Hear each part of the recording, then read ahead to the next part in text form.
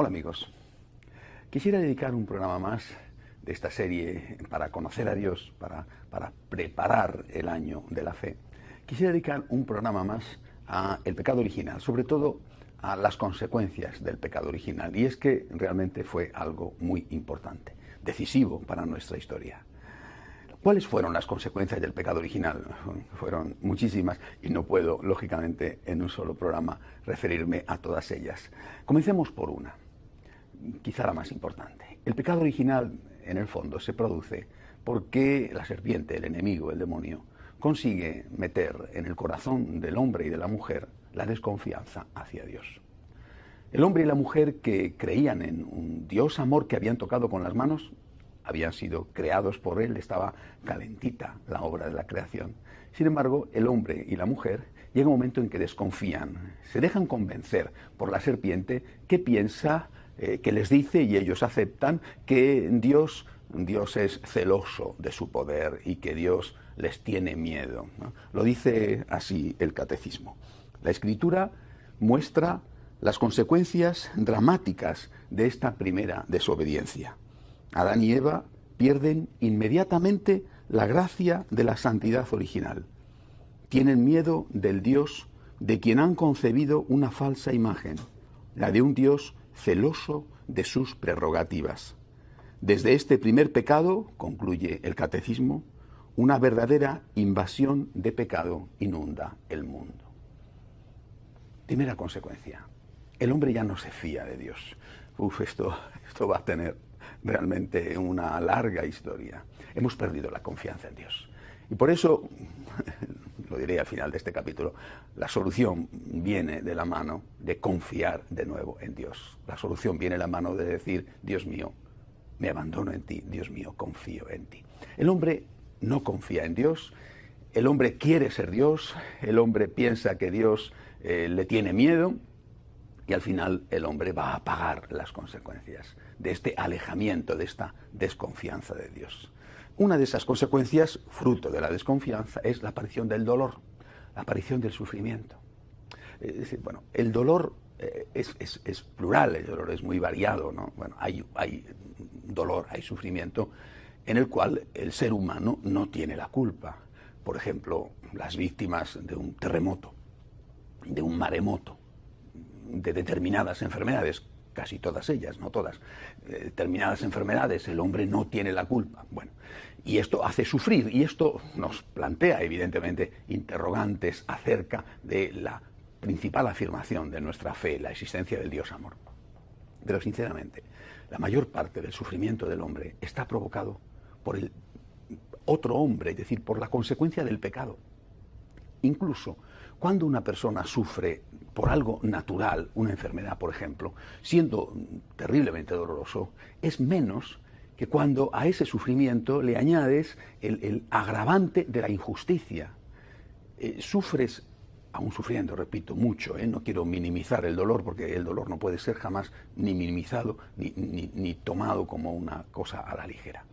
Pero incluso, aún sufriendo mucho, es peor cuando ese dolor viene como consecuencia de que otro te ha hecho daño.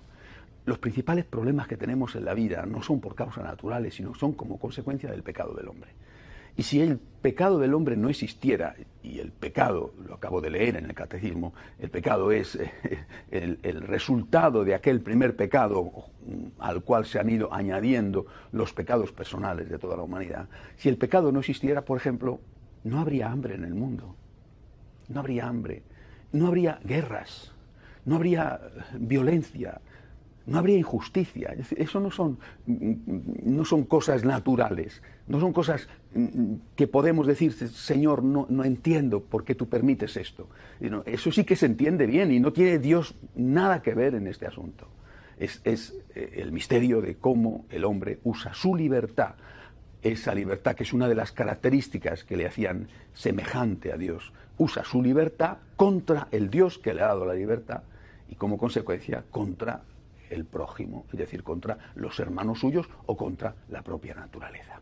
Por lo tanto, la desconfianza en Dios deja al hombre solo. El hombre voluntariamente corta su relación con el Señor y se queda solo. y quedándose solo es mucho más frágil a la tentación, al pecado. Eso es lo que buscaba la serpiente, que el hombre rompiera su vínculo con su protector, con aquel Señor que le había creado por amor, y ahora ya era fácilmente manipulable. Ahora ya sí, ella, el demonio, podía hacer con el hombre lo que quisiera. Y lo primero, efectivamente, la aparición del dolor y del sufrimiento.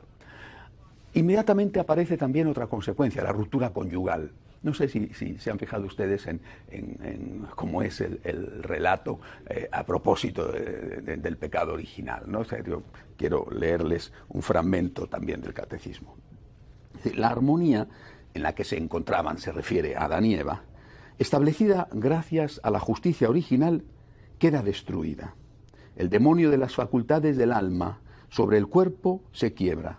La unión entre el hombre y la mujer es sometida a tensiones.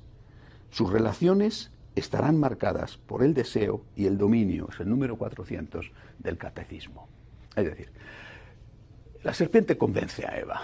Eva convence a Adán. Los dos pecan. Bueno, cuando Dios le pregunta a Adán, Adán no dice, soy yo, dice, ha sido esta. Es una figura, la verdad, poco elegante, ¿verdad? Es una figura de excusa que implica lleva en sí misma una ruptura de la confianza entre los esposos. En lugar de decir, he sido yo, Señor, perdóname, dice, no, yo no, ha sido esta. Esta fue la que me convenció. Y la mujer va a hacer lo mismo y ahora ya echa la culpa a la serpiente, ¿no? Si hubiera habido una tercera persona allí, no sé, la suegra o una vecina, ha sido esta. Bueno, no, la mujer echa la culpa a la serpiente. Ha sido esta, ha sido esta. Hay ya una ruptura entre los esposos. Esa ruptura que vemos palpada en el relato, expresada en el relato bíblico, esa ruptura, dice el catecismo, que se manifiesta a través del poder renovado, fortalecido del instinto, que existía el instinto, la atracción sexual, la atracción del hombre hacia la mujer, de la mujer hacia el hombre, y que esa atracción, como expliqué en su momento hace unos cuantos programas, era buena, era querida por Dios. Pero ahora el instinto ocupa un poder tan grande que el amor retrocede. Dios ha creado al hombre y a la mujer, los ha creado hombre y mujer, y los ha creado para que se amen. No solo para que generen hijos, sino para que se amen. El elemento generador, el elemento sexual, es un elemento del amor, pero no es. El amor es mucho más. El amor es mucho más que tener sexo. Es decir, los animales tienen sexo, los hombres se aman. Los animales tienen sexo, el hombre y la mujer se aman. Y amarse significa pensar en el otro. Amarse significa pensar en el bien del otro incluso antes que uno mismo. Yo cuando hago los cursillos prematrimoniales, o cuando los hacía en mi parroquia, siempre hacía una pregunta. ¿Por qué te quieres casar? Y prácticamente la respuesta era siempre la misma. Quiero casarme porque quiero ser feliz con esta persona, porque creo que con esta persona, mi novio o mi novia, voy a ser feliz. Casi nunca escuché decir, quiero casarme con esta persona, con mi novio o con mi novia, porque quiero hacerla feliz, porque quiero hacerle feliz, porque quiero contribuir a su felicidad. Muy pocas veces. Y eso es el amor verdadero. El amor verdadero no es yo te quiero a ti para que tú me hagas feliz. Y un elemento de esa supuesta felicidad va a ser las relaciones sexuales, que tienen que ser placenteras. Y ahí entramos en un capítulo en el cual ya empezamos a decir, y si no lo es, experimentemos, busquemos cosas nuevas, porque hay que darle, según dicen estúpidamente algunos, hay que darle siempre un ingrediente de novedad a la relación. No, lo que hay que dar es un ingrediente de amor a la relación. Y amor, el amor verdadero, repito, es generosidad, es pensar en el otro. Y por lo tanto es también sacrificio, es salir de uno mismo. Esto es una de las consecuencias que rompe el pecado original. Es decir, debido al pecado original, nosotros, el hombre y la mujer, tienen una relación donde el amor, que debería de ser lo único, y el amor incluiría la relación sexual, se convierte en una cosa, en muchos casos, secundaria o que desaparece. Una consecuencia. Segunda consecuencia, las relaciones fraternales. las relaciones fraternales que se ponen de manifiesto en la Biblia a través del asesinato de Abel a manos de Caín. Caín mata a Abel. O sea, primero desconfianza entre los esposos, una desconfianza que se va a traducir en un imperio de los sentidos, un imperio del instinto y un retroceso de lo que es el verdadero amor. Pero luego, inmediatamente, la envidia entre los hermanos, no solamente los esposos, sino los hermanos. Y si entre los esposos la relación es una relación que por lo menos se oscurece, entre los hermanos es una relación que termina por convertirse, por supuesto no en todos los casos, pero termina por convertirse en una relación criminal. Y esa relación criminal está causada por la envidia. Entre los hermanos hay envidia, y entonces por envidia uno mata al otro. Un hermano mata a su hermano. Si esto lo quisiéramos expresar con una terminología más moderna, podríamos utilizar la frase de Hobbes, ¿no? El hombre es lobo para el hombre, por ejemplo. O aquella frase de Sartre cuando dice el infierno es mi prójimo. El hombre, ese hombre marcado por el pecado, que ha roto su relación con Dios, el hombre experimenta a su hermano como un peligro. Experimenta a su hermano no como un hermano, sino como un lobo. Como un lobo que va a darte una dentellada si es más fuerte que tú. Pero es que tú vas a hacer lo mismo si eres más fuerte que él. No es que tú eres un manso cordero y él es un lobo. Es una lucha de lobos. Es una lucha de tiburones, donde el pez grande se va a comer al chico, y donde tú te has comido a un pez más chico que tú, pero te va a venir otro que es más grande que tú y te va a comer a ti. Es decir, el mundo se convierte en una jungla, en una lucha por el poder. Entre hermanos la relación es de envidia, la relación es de competencia, la relación es de infierno. El infierno existe, decía Sartre, y el infierno, decía él, nosotros creemos que efectivamente existe de otra manera, pero Sartre, un filósofo ateo, decía el infierno existe, efectivamente, está en la tierra y el infierno es mi prójimo. Bueno, el pecado original va a crear como consecuencia esta ruptura dentro de la familia humana. Una tercera consecuencia, una ruptura más amplia, una ruptura social. Conocemos el relato bíblico de cómo después de la expulsión del paraíso, de la pérdida del paraíso, el hombre se fue degenerando y Dios decidió darle al hombre una nueva oportunidad y decidió con el diluvio empezar de nuevo, no con una creación otra vez, pero sí salvando a una pareja, a una familia, la familia de Noé, bueno, salvando algunos animales, bueno. Y el caso es que después de aquello todo parecía que iba a ir bien y sin embargo apenas descienden del arca encontramos de nuevo el pecado que por ser pecado original está en todos los hombres, también en aquellos que eran supuestamente buenos como eran Noé y sus hijos. Y ese pecado lleva a que dos de los hijos de Noé se burlen de su padre, por ejemplo. Es decir, ahora ya no es solamente el pecado de entre esposos o entre hermanos, sino el pecado de los hijos hacia los padres, cuando la historia nos lo cuenta, cuando Noé se emborracha porque había sembrado las viñas una vez que hubo salido del arca y gustando después de tanto tiempo el fruto de la vid, pues se emborrachó y entonces uno de los hermanos, se rió, se burló de su padre. Afortunadamente otros dos lo cubrieron con delicadeza para evitar precisamente verle desnudo y evitar reírse y burlarse de él. Bueno, es decir, otra consecuencia de ese pecado dentro siempre del ámbito familiar. Y luego, después de aquello, siguió la cosa mal, hasta el punto de que tiene lugar la escena de la Torre de Babel, representada por ese castigo, por esa diversidad de lenguas que hace que los hombres ya no se entiendan entre sí. Quiero leerles a propósito de esto otro texto del Catecismo. Dice: por el pecado de los primeros padres, el diablo adquirió un cierto dominio sobre el hombre, aunque éste permanezca libre. Ignorar que el hombre posee una naturaleza herida, inclinada al mal, da lugar a graves errores en el dominio de la educación, de la política, de la acción social y de las costumbres. Las consecuencias del pecado original y de todos los pecados de los hombres confieren al mundo en su conjunto una condición pecadora que puede ser designada con la expresión de San Juan, el pecado del mundo. Mediante esta expresión se significa también la influencia negativa que ejercen sobre las personas las situaciones comunitarias y las estructuras sociales que son fruto de los pecados de los hombres.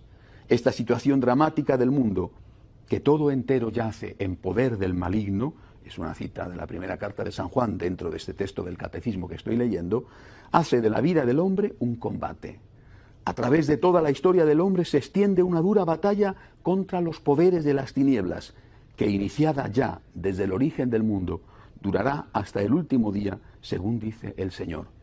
Inserto en esta lucha, el hombre debe combatir continuamente para adherirse al bien y no sin grandes trabajos. Con la ayuda de la gracia de Dios es capaz de lograr la unidad en sí mismo.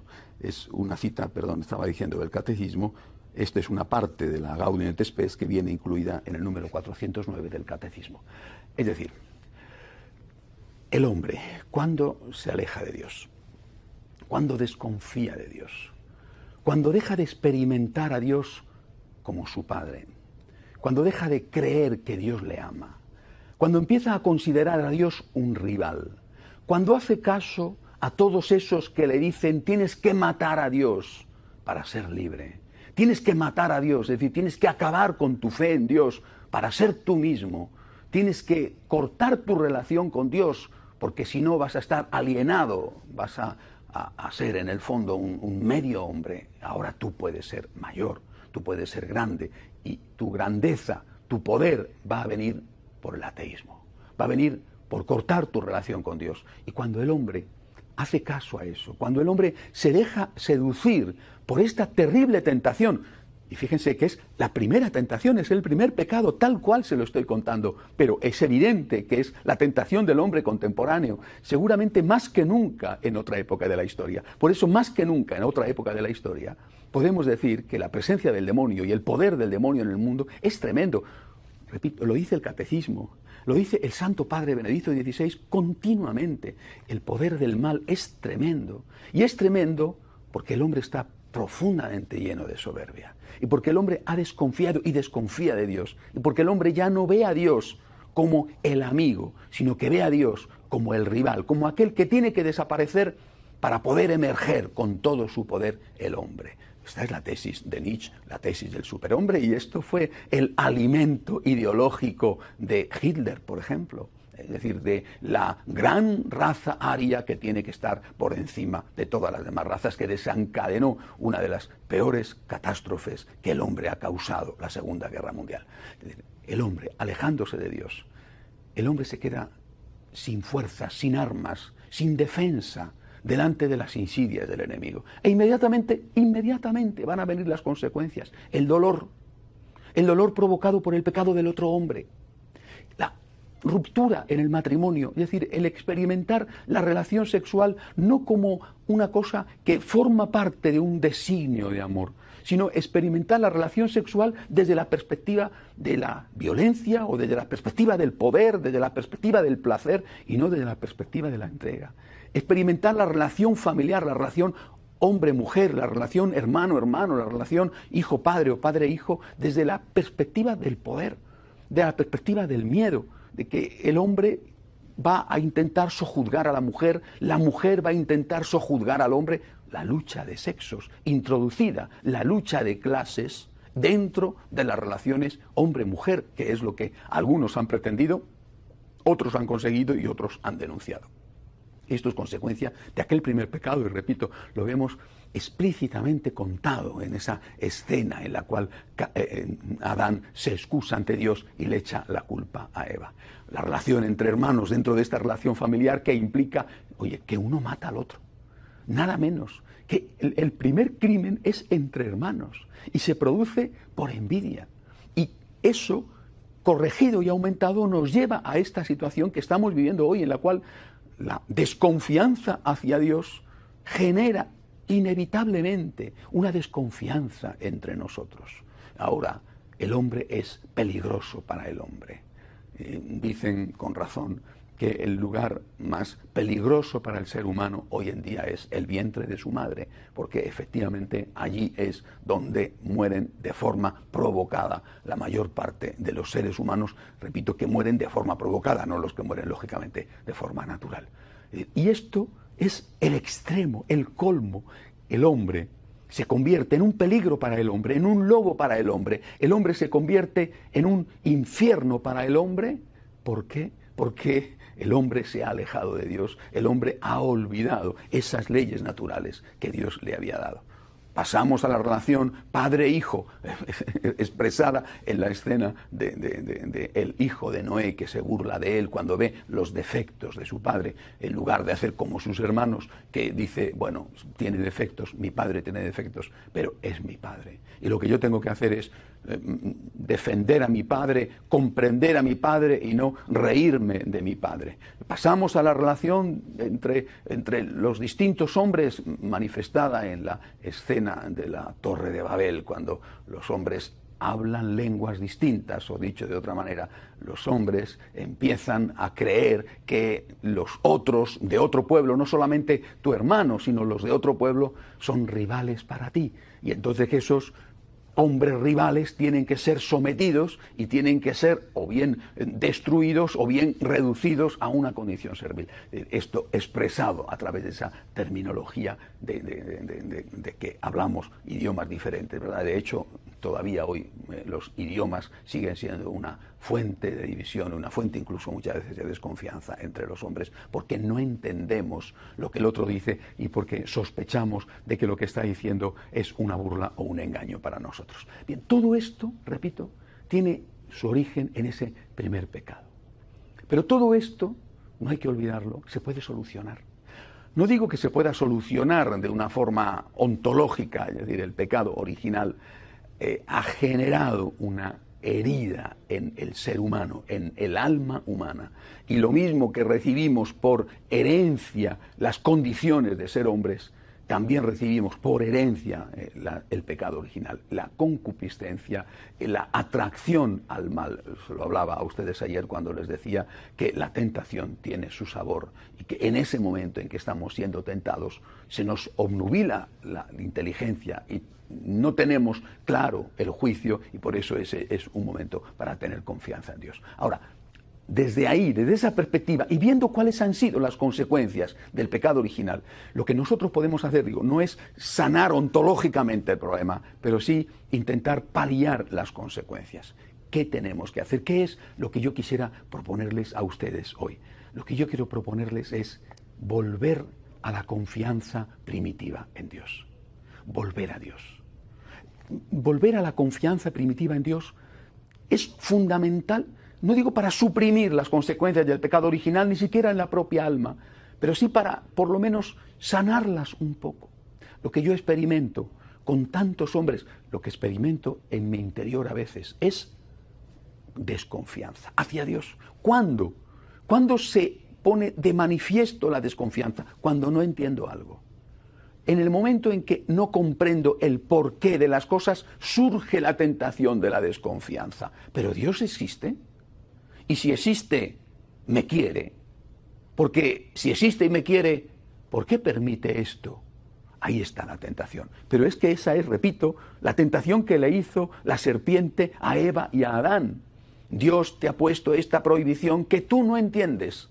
Y eso es porque no te quiere bien, porque te tiene miedo, porque sospecha de ti. Y Eva y Adán creen a la serpiente. Creyendo a la serpiente, se alejan de Dios. Nosotros corremos el riesgo de caer en la misma trampa, y de hecho caemos en la misma trampa una y otra vez, cuando no entendemos. Yo no comprendo, por lo tanto me alejo de Dios. ¿Y qué te sucede cuando te alejas de Dios? Lo mismo que a Eva y Adán, te quedas solo. Un ejemplo para terminar. Se muere una persona que amas y es terrible. Conozco a tantos padres que han perdido a sus hijos. Es terrible. Eso es solamente un caso, pero seguramente el peor. Un papá o una mamá que pierden a un hijo. Es terrible. Es inevitable la pregunta. Hasta aquí, de acuerdo. Pero ¿por qué la respuesta a la pregunta tiene que ser alejarte de Dios? Es que al alejarte de Dios, ¿va a resucitar tu hijo? Al alejarte de Dios, ¿se te va a quitar el dolor? te vas a sentir en paz, porque dices, ya no creo en el amor de Dios, ¿tu hijo va a aparecer a la mañana siguiente en tu casa? ¿O tú vas a sentirte como si no se hubiera muerto tu hijo? No es verdad. Lo que sí que es verdad es que tú te vas a quedar solo, es decir, que tú vas a perder la fuente de la paz, la fuente de la fortaleza para poder llevar adelante ese sufrimiento. Por eso, dado que las consecuencias del pecado original son terribles, intentemos paliarlas, volviendo lo más posible al estado original. Dios mío, yo confío en ti. Y confío en ti justo, y te lo digo justo, cuando tengo motivos para dudar. Ese es el momento de la confianza. No cuando todo va bien, sino cuando tengo motivos para decir, ¿dónde estás, Señor? Y en ese momento añado, Señor, Dios mío, yo confío en ti. Hasta la semana que viene, si Dios quiere.